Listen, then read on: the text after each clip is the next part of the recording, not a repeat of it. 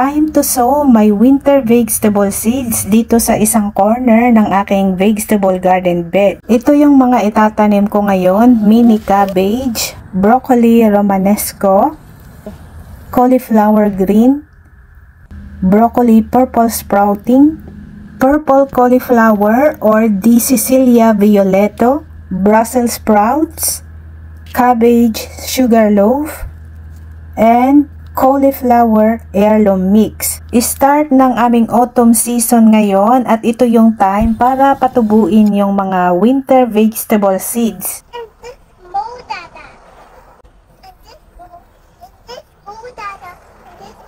Maswerte pa rin kami dito sa Australia kasi kahit may winter dito ay nakakapagtanim pa rin kami kasi hindi naman kami nagkakaroon ng snow. Yun lang, kailangan mag-change of crops tayo from summer vegetables to winter vegetables. Pagdating ng winter time ay mostly yung mga tinatanim natin ay yung mga green leafy vegetables. Kagaya nung mga pinakita ko sa inyo.